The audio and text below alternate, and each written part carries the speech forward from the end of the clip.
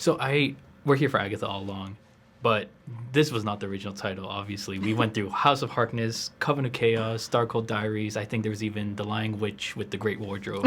So I'm curious, were any of those titles actually up for consideration to be the official title, or were they all just kind of marketing tactics? Yeah, no, none of them were real. Oh. I mean, at the beginning, House of Harkness was when the show was still kind of coming together.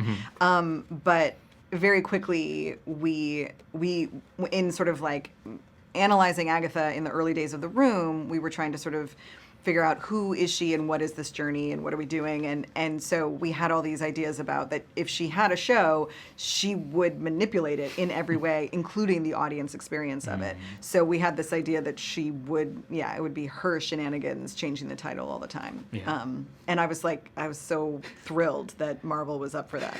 Right, yeah, I know. They made so many different logos. Yeah. It was great. It was great marketing, I'll say. One of the interesting things with the market, like in the trailers, we get to see like Agatha's journey a little bit, and what it made me realize was how juxtaposed Wanda and Agatha are.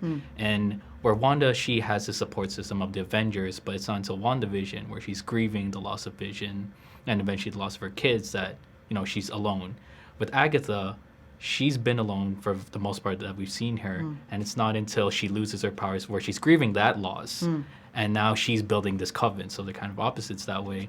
I'm curious, with how healing and kind of therapeutic WandaVision was for people, what are you hoping fans get out of Agatha All Along and Agatha's journey? Yeah, that's a lovely analysis. Thank you for turning your brain on to all of that. That's really great. And I hadn't sort of thought of it in that way, but it's very true. I mean, the original conceit of the show was what would be the worst case scenario for Agatha, right? You always want the longest runway for any character. So it was like, we're starting her with zero power, and we're putting her in a situation where she has to work with others. We're worst case scenario for Agatha, she has to form a coven. Right. And so it is a journey in opposition to WandaVision.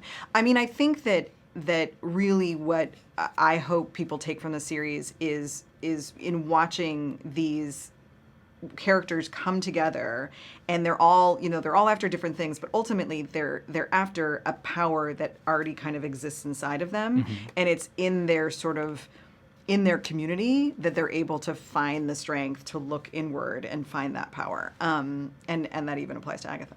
Nice. I like that. And I know when you were first developing the series, you were kind of thinking of an expansion of the WandaVision world, and you were trying to add Agatha into those different things. I'm curious, what were some of those original ideas that you had in mind for expansion? It's such a shame at Marvel. You can't always talk about the things that the paths you didn't go down because other people may be going down those paths. I would just say that it was always some version of Agatha was left trapped in this spell, and how do we get her out of that? And so there were kind of versions where she couldn't be brought out of it, so she was just nosy neighbor lady in harrowing situations. That was kind of a fun idea, it always sort of came back to that thing of we've left her in this place that's very fertile ground for exciting things to happen, and so let's go back there and figure that out. Yeah, and I love that because now we're getting to see the witch's side, a darker side of the MCU that we kind of haven't really seen before. And honestly, as I was watching the episodes, I'm like, this is kind of scary. And so I'm curious, how much free reign did you have to kind of lean more into the horror of this universe? Yeah, well, so the task was very much who and what are witches inside of the MCU, because as you said, that had not been explored. And Kevin was interested in sort of the classic notion of a witch.